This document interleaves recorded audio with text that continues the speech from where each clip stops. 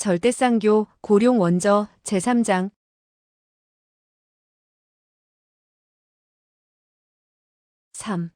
신검 연남천. 깨끗한 석판길, 간소한 집, 그리고 순박한 사람들, 작고 평범한 마을. 한여름이었지만 장렬한다기보다는 오히려 나른한 볕이 마을의 유일한 주점인 태백거의 지붕을 비추고 있었다. 주점은 영업이 잘 되지 않았던지 비스듬히 모자를 쓴 종업원이 탁자에 엎드려 졸고 있었고 오직 한 사람의 손님만이 앉아 있었다. 그러나 그는 별로 환영받을 만한 종류의 손님은 아니었다. 그는 23일간이나 계속 술을 마시러 왔다. 그러나 가장 싼 술만 주문했을 뿐 아니라 안주는 한 번도 시키질 않았다. 그는 팔척의 거구를 벽에 기대어 양다리를 쭉 뻗고 자고 있었는데 양발에 집신이 다 닳아서 2개의 큰 구멍이 나 있었다. 탁자의 술주전자는 벌써부터 비어 있었고 파리가 그의 2 검은 눈썹과 튀어나온 볼, 그의 얼굴 전체에 도단한 수염에 앉았다가 날아가곤 하였다. 그는 이따금 이맛살을 찌푸리면서 가느다란 큰 손으로 얼굴을 긁었다. 다른 한 손으로는 녹이 슬어서 거의 썩으려 하는 철검을 잡고 있었는데 깊은 잠에 취한 듯 보였다. 때는 정오를 지난 지 얼마 안 되었다. 조용한 마을에 돌연 몇 필의 말이 달려와 주점 앞에서 일제히 멈추었다. 몇 명의 금이의 사나이가 일시에 그 작은 주점으로 들이닥쳤다. 주점은 갑작스러운 손님으로 활기를 띠었다. 앞장선 사나이는 허리에 꽤 좋은 검을 차고 있었는데 그 얼굴이 온통 곰보였다. 그는 주점에 들어서자 큰 소리로 웃으면서 입을 열었다. 태백거. 이 낡은 집도 태백거라 할 수 있는가? 그의 뒤로 둥근 얼굴에 배가 불룩하게 튀어나와 비록 검을 차고 있었어도 포목점 주인 같아 보이는 사나이가 웃으며 말을 받았다. 뇌노대, 당신 말은 옳지 않소. 이태백이 씨는 잘 썼소. 그러나 돈도 세력도 없었으니 그에겐 아마 이런 곳이 가장 잘 어울렸을 것이오. 뇌노대는 고개를 들고 크게 웃더니 말했다. 하! 애석하게도 이태백은 죽은 지 오래됐어. 살아있다면 술이나 대접할 수 있는데. 어이, 술 파는 놈아, 빨리 좋은 술과 안주를 올려라. 몇 잔의 술이 돌아가자 그들의 떠드는 소리와 웃음소리는 더욱 커졌다. 아까부터 구석에 앉아있던 사나이는 이맛살을 찌푸리며 허리를 펴더니 드디어는 앉아서 중얼거렸다. 난 구린내는 못 맡고 저속한 것은 참지 못해. 그는 돌연 상을 치면서 언성을 높였다. 빨리 술을 갖고 와. 속기를 좀 풀어야지. 그가 벼락같이 큰 소리를 지르자 몇 명의 금이의 사나이들이 놀라 손에 든 술잔을 떨어뜨렸다. 뇌노대는 안색이 싹 변했다. 그가 몸을 일으키자 다른 사람들이 그의 옷소매를 잡아 끌며 만류했다. 총표두가 곧 올 텐데 말썽을 일으킬 필요가 있겠소? 뇌노대는 흥 하고 콧방귀를 뀌더니 다시 앉아서 술을 한 잔 마셨다. 손노삼, 노총이 말한 곳이 바로 여긴가? 확실한가? 손노삼은 웃으며 대답했다. 틀림이 없소. 전이도 들었을 것이오. 얼굴이 둥근 사나이는 웃으면서 잘라 말했다. 그렇지. 바로 여기요. 노총이 이번에 이곳에 오는 것은 한 분의 대영웅을 만나기 위해서라 하였소. 그리고 우리더러 우선 예물을 가지고 이곳에서 기다리라는 것이었소. 뇌노대가 말했다. 자네는 노총이 만나는 사람이 누구인지 알고 있나? 전이는 미소를 지어 보이면서 작은 소리로 이름을 말했다. 뇌노대는 놀라서 눈을 둥그렇게 떴다. 그였구나. 그가 여기에 온다고? 그가 오지 않으면 노총이 어찌 이런 곳까지 오겠소? 그 사람들은 곧 얘기에 빠져들어갔다. 주거니 받거니 술잔을 돌리며 입가에서는 쉬지 않고 말이 오갔다. 들리는 말에 의하면 그의 검엔 신선도 죽어나갈 것이라고 하더군. 그 검은 강철을 자를 수 있을 뿐만 아니라 검광이 한밤중의 불빛보다 더욱 환하다지. 그렇겠지. 만일 그런 보검이 없었다면 어찌 그 짧은 시간에 음산 악당놈들의 목을 모두 절단 냈겠나? 여기까지 이야기가 나오자 그들은 각기 자기 허리에서 검을 풀어내렸다. 어떤 사람은 검을 꺼내어 옷으로 닦기도 하였다. 뇌노대의 웃음소리가 다시 커졌다. 내 검도 상당히 좋지만 그의 검에 비하면 아무것도 아니지. 그렇지만 않았다면 난 벌써 이름을 날렸을 거야. 전이가 고개를 가로저으며 그의 말을 받았다. 그렇지도 않죠. 검만으로 명성을 얻게 되는 것은 아닙니다. 다른 건 집어치우고라도 그 사람은 경공만으로도. 북경성이 아무리 높다 해도 그가 발을 내디디면 넘어갈 수가 있다지. 뇌노대가 혀를 내두른다. 믿지 못하겠다는 눈치다. 정말이야? 정말이고 말고. 내가 들은 말인데 그 당시만 해도 분명 날 저물녘에는 북경성에서 술을 마셨다는데 날이 밝자 이미 음산에 와 있었다는 거요. 음산의 악마들은 도광만 보고도 목이 다 날아갔지. 그 검광이 마치 하늘에서 번쩍거리는 번개 같아서 음산 몇백 리 밖에서도 보였다는 거야. 그때 구석에 그 초라한 옷차림의 사나이가 옷자락으로 낡은 검을 두세 번 닦고 술을 한 모금 마시더니 크게 웃으면서 입을 열었다. 도대체가 말이 안 되는 소리야. 세상에 그런 사람이 있을 수가 있나? 또 그런 칼이 대체 어디 있다는 거야? 뇌노대는 안색이 변하면서 상을 짚고 벌떡 일어섰다. 내 놈은 웬 개소리냐? 뜨거운 맛을 보겠는가? 초라한 옷차림의 사나이는 들은 척도 하지 않고 여전히 녹슨 검을 닦으면서 술을 마실 뿐이었다. 뇌노대가 분기가 탱천해 그를 향해 달려가려 하자 전이가 그를 막고 눈치를 살폈다. 그러더니 큰 걸음으로 그 초라한 사나이에게 다가가서 웃으며 입을 열었다. 친구 보아하니 검을 연마하는 사람 같은데 귀를 더욱 열심히 연마한 모양이구려. 워낙 귀가 단단해져서 남의 말이 잘 먹히지 않는 모양이요. 친구는 우리가 말한 사람이 누구인지 아시오? 초라한 옷차림의 사나이는 허리를 펴며 빙그레 웃었다. 누구요? 연대협, 연남천, 연신검이요. 하하, 친구, 당신이 정말 검을 연마하는 사람이라면 이 이름을 듣고는 그럴만하다고 수긍하겠지요? 그러나 그는 웃음마저 거두고 시큰둥하게 물었을 뿐이다. 연남천? 연남천이 누구요? 전이는 배를 잡고 한바탕 크게 웃으면서 다시 말했다. 당신은 연대협이 이름도 들어보지 못했다는 것이요? 하, 그러면서도 검을 연마한다는 거요? 그렇다면 당신은 필시 그 일을 알겠군. 이거 하하. 초라한 옷차림의 사나이가 또 물었다. 그는 어떻게 생겼소? 또 그 검은. 뇌노대가 결국 참견하려는지 딱 하고 술상을 치며 소리쳤다. 우리는 비록 그를 직접 본 적은 없지만 당신 같은 비렁뱅이가 아니라는 것은 알고 있어.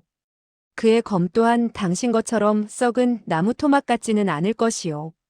그러나 그 초라한 옷차림의 사나이는 조금도 동요하는 빛이 없이 태어냈다. 당신도 보표인 것 같은데 눈이 그렇게 밝지 않아서야 쓰겠소? 내 비록 행색은 초라하나 이 검은. 뇌노대가 비웃으며 말했다.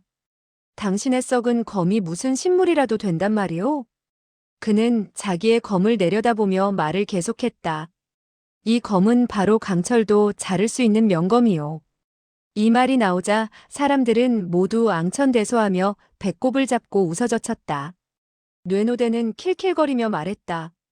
당신의 검이 강철을 흙 자르듯이 할 수 있다면 고주망태가 되도록 술을 사드리겠소. 그리고 그의 말이 채 다 끝나기도 전에 그 초라한 사나이는 자리를 박차고 벌떡 일어섰다. 좋아, 검을 뽑아 시험해보시지. 그가 앉아있을 때는 몰랐는데 일어서 있는 모습을 보니 팔척의 거구가 정말 놀랍도록 커 보였다. 뇌노대의 몸도 작은 편은 아니었다. 그러나 그도 놀라서 뒤로 두 걸음이나 물러섰다. 손 노삼도 뚱뚱하지만 그의 거대한 몸과 비교하면 어린애에 불과했다. 그는 살이 많이 찐 것은 아니었다. 다만 골격이 크고 어깨가 넓었다. 그리고 한 쌍의 손을 내리니 무릎 밑까지 내려왔다. 이때 언제 들어왔는지 안색이 창백한 파란 모자를 쓴 소년 하나가 이들을 보면서 벽에 기대어 웃고 있었다. 뇌노대는 결국 그의 강철검을 뽑아 가슴을 펴면서 소리쳤다. 좋아. 해보지. 자, 한번 힘껏 공격해보시오. 조심하시오. 다치고 나를 원망은 마시고. 뇌노대는 팔을 흔들면서 강철검으로 공격해갔다.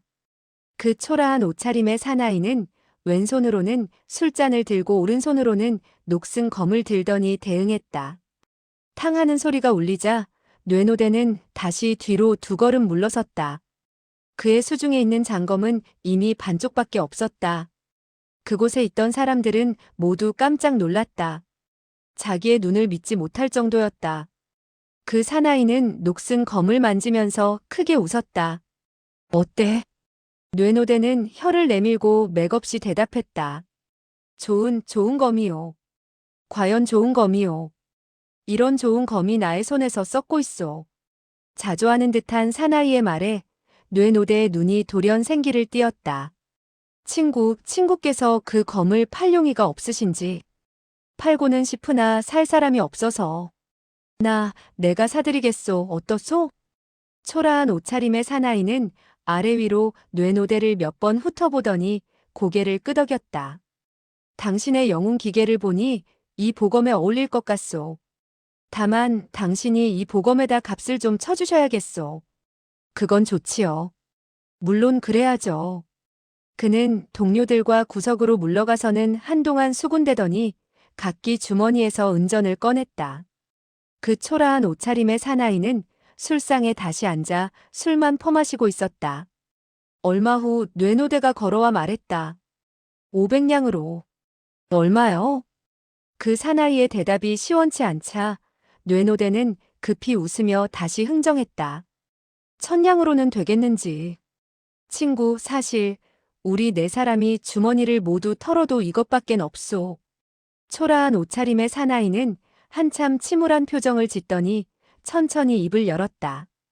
이 검은 본래 무가의 보물이요. 그러나 옛말에 보물은 영웅에게 수여된다는 말이 있어. 줬소. 1000냥에 팔겠소. 뇌노대는 그가 이토록 통쾌하게 대답을 할 줄은 몰랐다. 그가 다시 생각을 바꿀까 두려워서 재빨리 은전을 두 손으로 넘겨주었다. 여기에 있으니 세어보시오. 셀 필요는 없겠지. 틀림없겠지. 자, 보검이 여기 있소. 보검은 덕자만이 어울리오. 당신도 앞으로는 조심하여야 하오. 그렇지 않으면 이런 무기도 패물이 될 수 있으니. 네. 양손으로 검을 받아든 뇌노대는 마치 보물이라도 얻은 것처럼 매우 기뻐했다. 그 초라한 옷차림의 사나이는 주머니에서 하나의 은전을 꺼내어 탕하며 상에 놓았다. 그는 길게 허리를 편 후 하품을 하고는 일어섰다. 나는 가겠소. 여기 계산은 모두 내가 하지요. 그는 고개도 돌리지 않고 큰 걸음으로 걸어나갔다. 이때 안색이 창백한 소년도 야릇한 웃음을 지으며 따라 나갔다. 뇌노대는 너무 기뻐서 자기의 생일이라도 맞은 기분이었다. 전이도 기쁨을 감추지 못하고 한마디 거들었다. 우리 뇌노대가 이런 검을 얻었으니 정말 영광인데. 금후의 강호는 우리 뇌노대의 천하일 것이요. 별말씀, 이건 모두 여러분들의 덕택이야. 나 뇌노대가 이런 명검을 만나는 걸 보니 운이 아주 좋은 놈이야. 뇌노대는 이제 이 명검이 있으니 연남천도 실색할 것이고 우리 표국의 총표두도 함부로 못할 거야. 뇌노대는 곰보가 꽃이 필 정도로 웃었다. 금후에 내가 정말 그렇게 된다면야 여러 친구들을 잊을 수야 있겠어? 그는 손에 그 검을 들고는 앉지도 서지도 못하고 어떻게 해야 할지를 몰랐다. 마치 검을 입에 물면 녹을까 걱정이고 어깨에 올려놓으면 떨어질까 걱정하는 꼴이었다. 하하, 여러분들은 무슨 일로 그토록 기분이 좋으십니까? 웃음소리와 함께 키가 작고 눈동자가 불덩어리 같은 금이의 사나이가 큰 걸음으로 성큼성큼 걸어 들어왔다. 그는 몸이 작았으나 정기가 돌았으며 한 걸음을 움직이는 데에도 위엄이 드러났다. 이 사람은 한눈에도 평상시에 명령을 많이 하는 사람 같았다. 전의를 위시한 몇 사람은 모두 달려와서 공손히 읍하며 예를 올렸다. 총표두님. 몇 사람은 곧 이곳의 경과를 사차치 보고했다. 그 총표두는 눈을 움직이면서 차분히 말했다. 정말이냐? 그건 정말로 기뻐해야 할 일인데 천운이군. 뇌노대는 웃으며 달려왔다가 머뭇거렸다. 그는 보검을 얻었으니 신분이 이제까지와는 달라졌다고 생각하는지 뒤로 물러났다. 총, 심형의 말이 맞소. 이건 오로지 제가 운이 좋았을 뿐이요. 그는 칭호까지도 변경하여 불렀다. 심총표두는 아무것도 모르는 것처럼 미소를 띄울 뿐이었다. 사실 말이지만 이런 좋은 검은 나도 처음 보는 것이니 뇌형께서 선을 좀 보여주시는 것이 어떻겠소? 그런 것쯤이야 좋습니다. 심형이 직접 시험해보면 아실 거요. 심총표두가 말했다. 전형의 검을 좀 빌립시다. 전이는 검을 들고 옷소매를 거둔 뒤 미소 지으며 말했다. 뇌형 조심하오. 뇌노대는 총표두가 검을 빼자 그 초라한 옷차림의 사나이와 같은 자세를 취했다. 그가 막 왼손으로 술잔을 들고 술을 마시려 하는데 검광이 갑자기 번뜩이자 술을 마실 틈도 없이 황급히 한 손으로 막아냈다. 탕, 탕, 쨍, 퍽 하는 소리가 나면서 과연 검이 두 토막으로 갈라져 땅에 떨어졌다. 그러나 심총표두 수중의 검은 아니었다. 뇌노대의 그 보검이었다. 첫 번째 소리는 검이 부딪히는 소리였고 두 번째는 검이 땅에 떨어지는 소리였다. 그리고 세 번째 소리는 술잔이 산산조각 나는 소리였으며 네 번째 소리는 뇌노대가 땅에 쓰러지는 소리였다. 이렇게 되자 뇌노대의 안색이 크게 변한 것은 물론이고 다른 사람들도 모두 멍하니 서서 소리도 내지 못했다. 심총표두는 수중에 장검을 거두며 싸늘하게 웃었다. 이것이 보검인가? 그러나 조금 전엔 분명히 자네는 분명히 남에게 속은 게로군. 뇌노대는 돌연 날뛰면서 큰 소리쳤다. 내가 그 녀석을 찾아서. 심총표두가 소리쳤다. 잠깐. 뇌노대는 싸늘한 총표두의 말에 얌전히 걸음을 멈추면서 뒤를 돌아보았다. 총표두께서 무슨 분부라도? 그 사람의 생김새가 어떻던가? 무례한인데 가난하고 키가 좀 큰 사람이었소이다. 심총표두는 한동안 침울한 표정으로 생각하다가 돌연 안색이 변하면서 말했다. 그 사람의 눈썹이 특히 검지 않던가? 골격이 특별하게 크지? 눈을 반쯤만 뜨고 반은 감고 있어 마치 며칠 동안 잠을 못 잔 사람 같지 않았나? 그렇소. 총표두께서는 그를 알고 있나요? 심총표두는 그를 바라본 후 다시 전이를 힐끗 보더니 하늘을 향해 길게 탄식을 하며 입을 열었다. 너희들은 나를 단연간 쫓아다녔어도 모두 눈이 멀었어. 여러 사람은 서로 바라보면서 어리둥절하여 물었다. 그가 누구지요? 심총표두는 무겁게 입을 열었다. 그가 바로 강호제일 신검이야. 내가 오늘 바로 그분을 만나 뵙기 위해 온 것이야. 주점을 나선 그 초라한 사나이는 유유히 길을 따라 걷고 있었고 그의 뒤를 창백한 청이 소년이 총총히 따르고 있었다. 그들이 길모퉁이를 돌자 소년이 쫓아 달려가서 작은 소리로 말했다. 연대하이신지요? 연남천은 걸어가면서 고개도 돌리지 않고 말했다. 너는 강이재의 심부름으로 왔는가? 소인이 바로 강이하의 서동, 강금입니다. 연남천이 돌연 고개를 돌려서 무서운 소리로 말했다. 너는 어찌 이제야 오느냐? 그의 눈빛은 마치 공중에서 내려온 번개와 같았다. 강금은 자기도 모르게 소름이 끼쳐서 손을 내리며 말했다. 소인은 행적이 남의 눈에 띌까 걱정이 되어서 밤에만 다녔습니다. 그리고 소인은 비록 어릴 때부터 공자님을 따라다녔지만 경공은 매우 가련하죠. 너희 집 공자가 1년 만에야 보낸 서신에는 여기서 기다리라고만 하고 이유를 밝히지 않았다. 필시 무슨 일이 있을 것이다. 어떻게 된 것이냐? 말씀대로 저희 집 공자께서는 1년 이상 소식이 없었습니다. 그런데 갑자기 돌아오셔서 집안 사람들을 모두 해산시키고 저만 남게 했어요. 그리고는 저더러 여기서 나으리를 만나뵈라 했죠. 말씀인즉 이쪽 폐허가 된 길로 오시면 나으리를 만날 수가 있고 자세한 사정은 만나서 이야기를 하시겠다는 거예요. 보아하니 저희 집 공자님은 무슨 큰 위험을 피하고 있는 것 같았어요. 그런 일이 있었다고. 왜 일찍 나에게 알리지 않았을까? 둘째가 하는 일은 항상 이렇다니까. 우리 형제가 대체 뭘 두려워하겠어? 대야의 말씀이 맞아요. 너희 집 공자는 출발한 지 얼마나 되었지? 시간으로 보아서는 이미 장도에 올랐는지 모르겠어요. 하지만 아시마님의 몸이 무거운지라. 아시마님? 예. 저도 자세한 내막은 모르오나 공자님은 만삭의 아시마님과 함께 오셨습니다. 어허, 도대체 모를 일이다. 그나저나 내 놈은 더 일찍 왔어야 했다. 만일에. 이때 한 사람의 목소리가 들려왔다. 연대협, 연대협. 몇 사람이 급히 달려왔다. 앞장선 사람은 신법이 날씬하고 가벼운 심총표두였다. 연남천은 약간 이맛살을 찌푸리면서 무거운 소리로 말했다.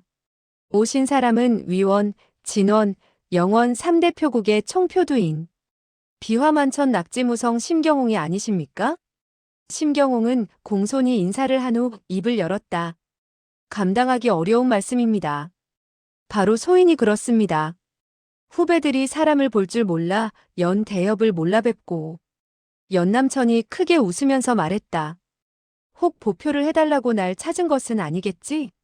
심경홍이 고개를 숙이면서 말했다. 후배가 감히, 다만 후배는 선배께서 여기에 계신 것을 알게 되어 12성상을 부근에 요청했습니다. 선배님께서 한 번만 발걸음을 하셔서 분부를 하신다면 12성상이 제 아무리 욕심이 있어도 표국의 물건들을 찬탈할 마음은 감히 못 먹을 것이라 생각되었기 때문입니다. 내가 보표할 힘이 없다면 그 물건을 왜 받았나? 후배가 죽일 놈입니다. 다만 선배께서 12성상은 그 행적이 남의 눈에 좀처럼 드러나지 않는다. 그렇지 않다면 내가 벌써 그들을 제거했을 게야. 이 일로 자네를 돕고 싶지 않은 것은 아니지만 선배 감사합니다. 감사할 필요가 없네.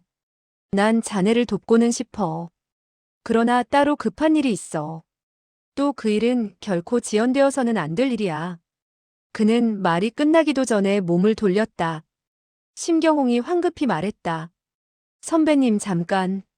손짓을 하니 전이가 상자를 하나 가지고 왔는데 그 속에는 황금이 가득히 담겨 있었다. 심경홍은 다시 공손히 인사를 하면서 말했다. 후배들은 벌써부터 선배께서 씀씀이가 크다는 것을 알고 있었습니다. 그래서 연남천은 하늘을 향해 크게 웃으면서 말했다. 심경홍, 내가 설사 천하의 모든 황금을 가지고 온다 해도 나는 내 둘째 동생과의 약속을 어길 수 없어. 손을 내밀어서 강금의 어깨를 치며 소리쳤다. 내가 먼저 갈 테니 뒤따라오너라. 말의 여운이 채 가시기도 전에 몸은 십장 밖으로 날아갔다. 심경홍은 즉각 안색이 변했다. 전이가 가만히 중얼거렸다. 이 사람은 정말 이상하군. 남을 속여은 천냥을 약탈하더니 이번에는 거에게 황금을 갖다 주어도 마다하니